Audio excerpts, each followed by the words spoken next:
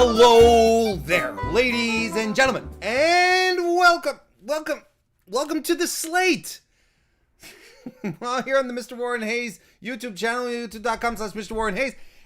It's the Wednesday Night Wars program that we're doing, because it's Wednesday night where AEW, Dynamite, and WWE NXT go head to head, and we are going to talk about the shows that are coming on tonight. We're going to get all warmed up and hyped up and excited and going, because it's the best night of the week for wrestling. It still is. People might say it's not a war anymore. NXT's getting its butt whipped. It's not even a war. For us in the bottom of our hearts, it is still an epic battle, an epic clash week after week. So why not just revel in it a bit? It's good. It's good for all of us. Good for all of us hanging out here live on youtube.com/MrWarrenHayes. I already told you that. We've always got some great people jumping in here tonight. Look at this. Aaron Entertainment, who's here. Hello, Entertainment. We got Flowman here as well. Justin Firestein. Thomas Gory's here as well. Look what and the thing is that as we go along, Pluggo from Wrestling Plug Inc. is here as well. It's good to see everyone. Yeah. You know, the thing here is that as we go along, as we chit chat here this evening, there's gonna be more people popping in. That's fantastic. And if you enjoy what's going on here tonight, you're having a good time, do join the Mr. Warren Hayes Discord. Link is in the description. Cool people as a cool place to talk about cool wrestling. I mean, everyone likes cool things, right? Right. So I don't have to try and stretch out stuff as much as when I do Mondays and Fridays because WWE gives us such slim pickings when it's time to start hyping up shows, when it's time to preview their shows, right? But I think we should go in and start talking about the topics of the hour, the shows that are coming up tonight on WWE. Aaron Entertainment left us a super chat. Thank you very much. Thank you very much, Aaron. It says, thoughts on the new women in NXT. I'm sure by now. I'm sure. It depends. If you hang around in the Twitter bubble of wrestling, then yeah, you've most unquestionably heard about it by now. But there's also a fair chance that you just don't know. But NXT, WWE, NXT, as you know, to not confuse with another NXT. I don't know. They announced today the signing of 3 independent female wrestlers. Today they announced that they signed Lacey Ryan, Elena Black, and Priscilla Kelly. And I guess you would consider this to be a bit of a swerve, kind of out of left field a little bit. Don't think anyone was really expecting. I don't think anyone was really expecting this to occur like all in one block. I had heard that WWE was super interested in Elena Black and that they were pushing hard to pick her up. And Priscilla Kelly's been on their radar for a long time. So like this isn't, it's not something surprising in the sense that there's been signs, there's been discussions, but as it stands, like all 3 one day, and it's like bam, bam, bam. And not to mention Lacey, Priscilla, and Elena, they're all coveted indie talent. You know, they have a fantastic indie following. Their draws on the independent circuit. So it's kind of interesting to see them get scooped up all like just whoop all at once, or at least announced all at once like that. I think it added to the drama of the situation a little bit. So as I tweeted out, and I'm probably going to talk about this more on the podcast tomorrow, because I think there is some stuff to glean out of this, and maybe some counter arguments, some counter thoughts that I'd like to produce in regards to a lot of reactions that I saw today in regards to these signings. I am very, very, very happy that Priscilla, Elena, and Lacey were all able to secure jobs with a national wrestling promotion that has a weekly television show. That means they can continue wrestling and get paid.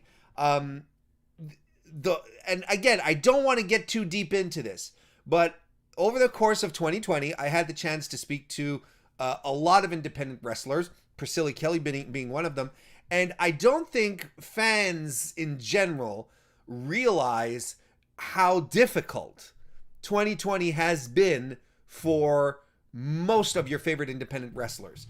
Not just monetarily, psychologically as well. There's a lot of self-doubt that sets in, and 2020 was very, very tough for independent wrestling. I can only be happy that these girls were able to secure some work in the multi-billion dollar corporation that is WWE, and that they can secure a paycheck, continue living without having to get 3 or 4 side jobs. There's nothing but good stuff here. But I'll talk about it more probably tomorrow. But overall, like, this is a very, very good thing for the women involved. And I couldn't be happier for them. And specifically Priscilla, congratulations. I'm so happy.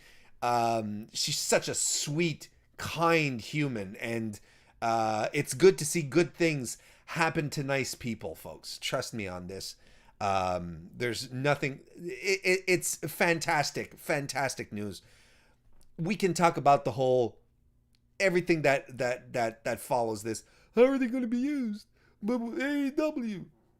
We can talk about that tomorrow, and we will. So be sure to join us. DGMZ left us a super chat. Thank you very much. And hello and welcome to the chat. By the way, also, Mr. Fretz, good to see you. Yeah, you did make it to a slate tonight. Good job. Good job. Achievement unlocked.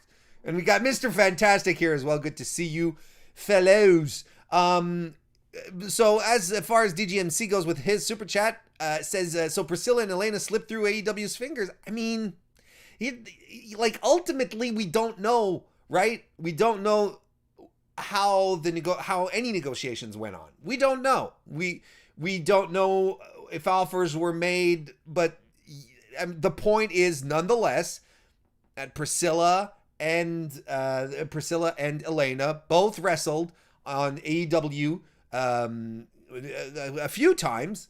Priscilla was even on pay-per-view pre-show, but still. She was on the cruise, if I'm not mistaken. She was on the Jericho cruise thing. I mean, there's so many things that we don't know. But if we just take it at face value, yeah, they slipped through AEW's fingers. But trust me, I got more to say on that tomorrow. Let's get back. Injection 2K, good to see you here. Good to see you. All right, so since we're talking about NXT, let's start with chatting up NXT tonight. We've got and their preview. We've got some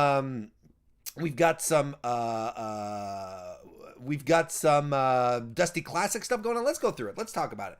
First and foremost. Yeah. Well, let's talk about the women. Oh, Jesus Christ.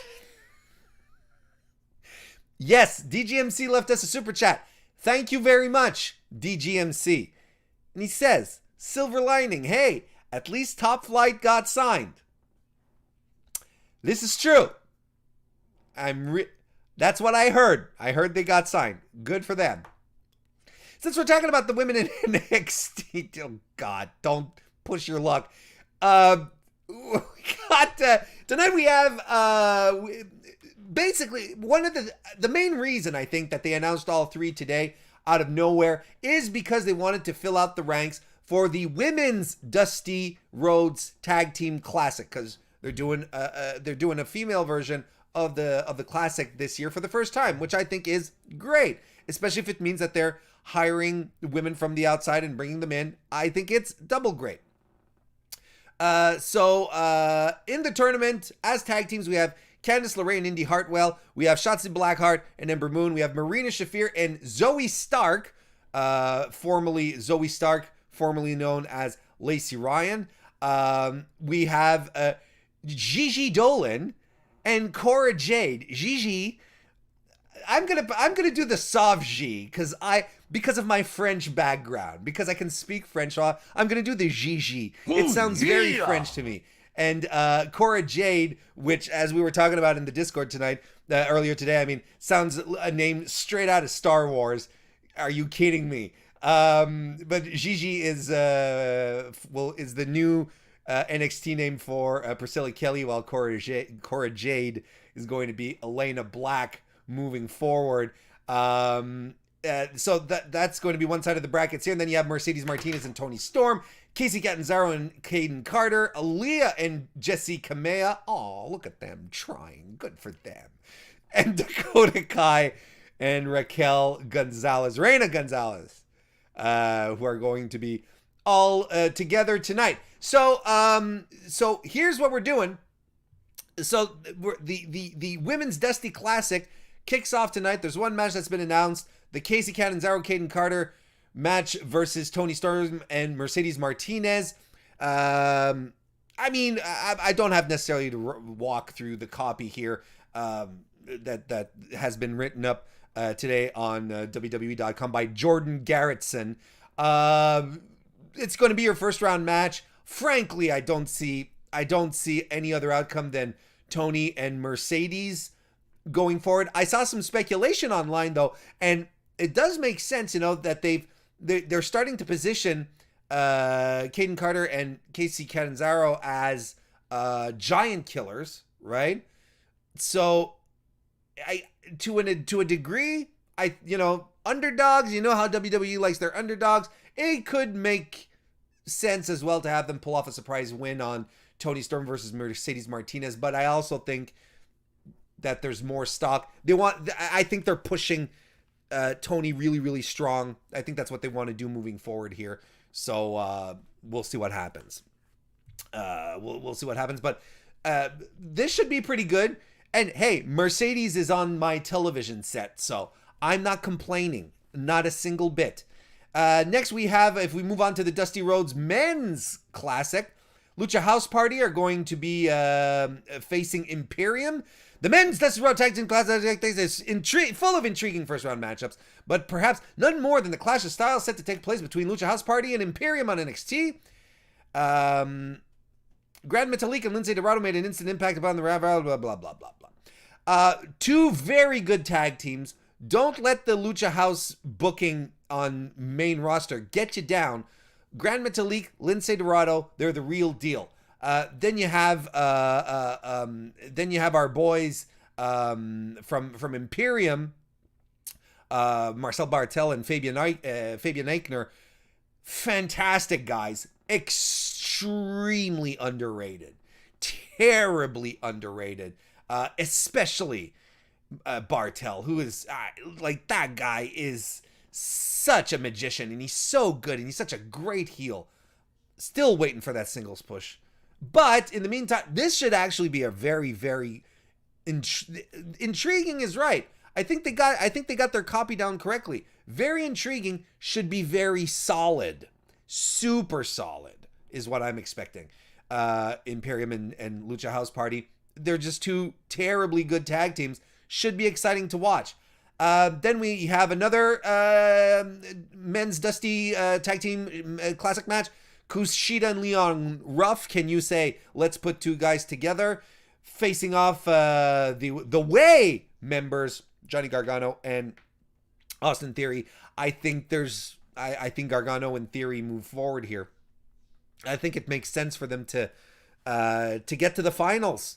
I think that's sort of preordained at this point.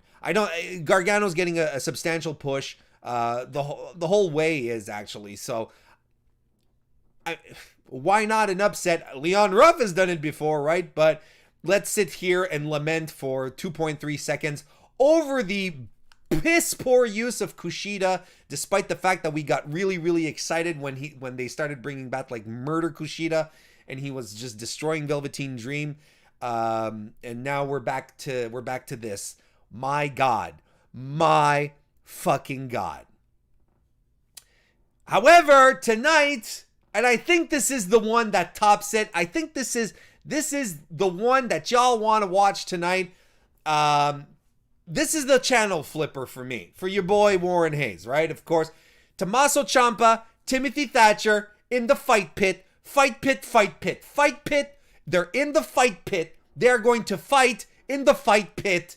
Timothy Thatcher and Tommaso Ciampa. What else can you say here? I'm just really glad that Thatcher's injury wasn't as bad as anticipated. That is really, really good news.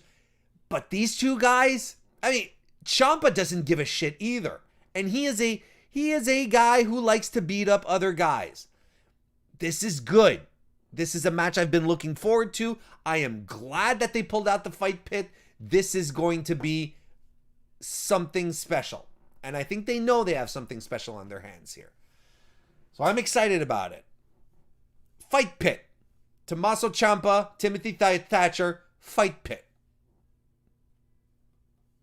So there you have it, folks. So that's what we have in store for NXT tonight. Let's start talking about AEW Dynamite. Now, looking over, first and foremost, our boy Evan Wright left us a super chat. Thank you very much, Evan, and welcome to the chat. I don't think I said hello yet. Welcome and thank you. And he left us a super chat, right? Asking the question, Impact people on Dynamite tonight? Kenta, maybe? We did see Private Party. Private Party and Matt Hardy show up on Impact last night. Yeah, it was last night. It's only the middle of the week, folks. Don't get too excited. We're not done yet. So that was last night. If you were to ask me, I would say, yeah, I think it'd be time for some talent exchange to go the other way. The Good Brothers showing up there. You know what I think I'd do? This is what I do. If I'm bringing someone from Impact on Dynamite tonight, I'm doing it with Deonna Purrazzo. I'm grabbing Deonna and I'm dropping her on Dynamite so that they can do something good and proper with Shida. Like, Shida had her soft feud with Abaddon that culminated into whatever it culminated into. I think they need to do something again with Shida that's really, really exciting. And yeah, I don't mind if it's another interpromotional women's championship thing like she did with Thunder Rosa. I don't give a shit. I don't care about that stuff. If it gives us compelling stories, if it gives us reasons to care about the women's division, and if it gives us great matches like Shida and Thunder Rosa gave us, I don't care. I really don't. Let's do it, because ultimately what you care about, is great matches. That's what we want. And my God, you cannot have a talent like Hikaru Shida and just have her lounge around and just like wait for challengers that are not coming because AEW isn't building challengers for her. That's a Thursday night rant that I'm slowly easing into here. Gotta pull myself back a little bit here. Look, if I'm having Impact people come over tonight, that's what I'm doing. I'm having Deonna Purrazzo show up. Now, see how things go on. But I'm glad. I'll tell you one thing that I'm glad about the Private Party Matt Hardy stuff. I'm glad that the cross promotion is going outside of just the Kenny Omega stuff. And I think that's good, because then more people will be able to benefit from that kind of exposure without necessarily having to be shoehorned into the Kenny Omega Don Callis stuff. Which is why I think it's a good out for your women at this point, or out, whatever. Anyway. And Evan's other question is that Kenta may be showing up tonight. I know a lot of people are speculating about that because Jon Moxley is in action. I don't know. Look, I would love. I'm just waiting for this. I'm waiting for Jon Moxley and Kenta to beat the shit out of each other. That's all. At this point, that's all I'm waiting for. Whenever it happens, it'll happen. My question is, how much cross promotion does AEW want to do at once on its show? I think that's a legitimate question to ask. But hey, don't get me wrong. If Kenta shows up tonight and he wants to beat up Jon Moxley, let's do it. Let's do it anytime. So I'm looking over the card for AEW tonight, and I'm going to tell you, not quite as thrilling as most weeks. I feel it's a little soft tonight. It's a little reliant on segments, on their star power, but you know how there's weeks where you're like, man, look at all these great matches. Look at all this stuff. Feels action-packed. Tonight it doesn't feel as, where you usually go in and you have 6 matches lined up and waiting for you. Tonight you have 1, 2, 3, 4, 5 matches. One of them is Jon Moxley in action, which is clearly going to be a squash. Not that I have a problem with that, I know. But I feel like tonight we're setting up angles. There's going to be there's going to be segments. There's going to be a lot of talk. There's going to be a lot of things, a lot of chess pieces being moved around. It's just weird. Like I appreciate looking at this and going, wow, this isn't quite up to what I expect. And I like it because that means AEW has created a very high standard for itself, and I can get behind that. So I'm not bitching as much as observing. We've got the triple threat tag team match of the Inner Circle to determine which tag team is going to be the tag team of the Inner Circle. Santana and Ortiz versus MJF and Jericho versus Sammy Guevara and Jake Hager. My God, I get it. I get the Sammy Hager joke. I get it. It's good. Thank you. Obviously, this is, we're still moving into MJF slowly taking over the Inner Circle. Is tonight going to be the night that he turns on Jericho and what? I don't know. Quite frankly, if we're all being very, very transparent with each other here, the official team of the Inner Circle should be no one else than Santana and Ortiz. It should be no one else. Now, there's a couple of ways you could do this. I think there's the obvious part where MJF sort of makes it so that Santana and Ortiz kind of win. I think that's but you could also, like, if you want to continue playing a long game here, you could have MJF, you could have MJF get Jericho in a position where he has to pin Santana and Ortiz. Hager and Sammy are in there, but I think it's just to even look. It's for the Inner Circle. I don't think they're necessarily a factor here. I think the more interesting story is Santana and Ortiz wanting to be the top tag team of the Inner Circle. So let's say you have MJF who puts Jericho in a position where he absolutely has to pin Santana and Ortiz, and then MJF over the next couple of weeks can earworm Santana and Ortiz and be like, look, Jericho, I mean, he, clearly he doesn't give a crap about you guys. I give a crap about you guys, but him, I don't know. And start to deconstruct stuff like that. I think that would be interesting. I'm excited to see how this goes. I'm just ready for super bitchy, arrogant, son of a bitch MJF to come back. I that's how I prefer him. That's really how I prefer him. We've got Cody Rhodes, who is going to take on Pretty Peter Avalon. That's cool. We also have, I like Peter Avalon. I love the Pretty Peter Avalon gimmick. I love it. I hope that we get more of it. But we know what's going to happen here with Cody, and this feels like an angle. It feels like there's going to be a story around this. Jade Cargill, Shaq, I don't know. Legit Layla Hirsch, third Dynamite appearance. By God, man. She's going to be taking on Penelope Ford. And honestly, if Ford wasn't in the midst of an angle with Miro and Kip and Chucky T, I'd say, hey, Layla should win here.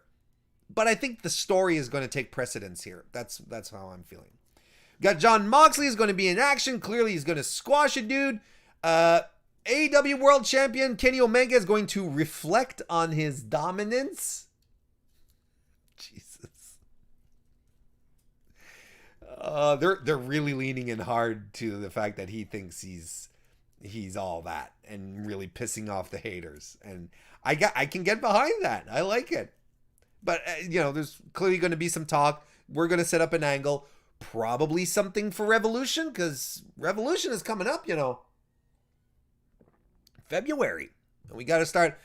I think there's going to be a lot of groundwork that's going to be laid out tonight. And Hangman Page and the Dark Order are going to take on TH2 and the Chaos Project. Plus, we're celebrating -1's birthday party. And I want to head on over to Evan Wright's super chat that he left us. Thank you again very much, Evan, tonight for all the super chats. It says, -1 asking Hangman to join Dark Order will be wild. It would be the cutest thing. And then here's the deal. Here is the deal. Hangman can't say no. How could Hangman Page say no, especially if -1 comes and he's like, this is my birthday wish, Hangman. Could you take my dad's place in the Dark Order? How does Hangman say no without turning heel? I mean, he has to at this point. And it's not as if the Dark Order are really heels anymore. It'd work fine, and it would be fantastic. It'd be great. I'm looking forward to some kind of not revolution, but resolution in this part of the storyline as well. Will Hangman join? Will he not? Kind of thing. Been teasing for weeks. I'm excited about it. I'm really cool with it. I'm very, very cool with how this is going. So excited to see how that goes. DGMC left us a super chat as well. Thank you very much. He says, does Matt, as in Matt Hardy, remind anyone of a shady record producer? Sometimes I wonder how much he patterns himself off of Paul Heyman. That's what I'm wondering, how much he's inspiring his character from Paul Heyman. Or maybe Eric Bischoff, like he's been, he worked for, he didn't really work for Bischoff. Not an Impact, really. Yeah. But I'd be very curious. I'd be very, very curious. Another super chat from DGMC. Thank you so much. He says, Jackson DeVille takes off the helmet. Jackson DeVille, yes. And it's Kenta. I'll get excited about seeing some Kenta on AEW television. That would be cool, though. I mean, don't get me wrong. I'm just wondering how much cross-promotion they want to do. And one last super chat from GGMC here again. Thank you very much tonight. He says, does Hangman get drunk with -1 tonight? No! What are you talking about? You want to... That's an awful thing. That would be awful. Falafel awful. We also have Sting, who's going to be live tonight.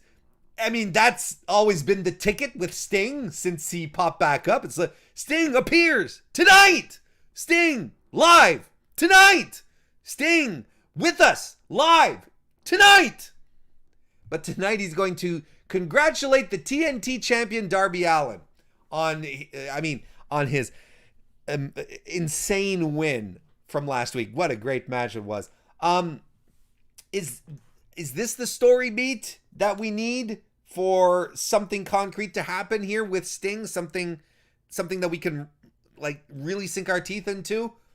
Now, last week, not bad, but just Sting popping out, Sting coming out with the snow and all that. We've got to move on, folks. We've got to try something else. We got to spice it up a little bit. We got to see where this is going, man. Because Sting is here tonight. Okay, cool. Let's do something else. Folks, join the Mr. Warren Hayes Discord if you want to keep talking about wrestling tonight. Come and join us. We're watching it live there. Link is in the description. Otherwise, I'll be back tomorrow, 9 p.m. Eastern for the Mr. Warren Hayes Show proper. Enjoy your Wednesday evening, folks. Enjoy your wrestling. We'll see you next time.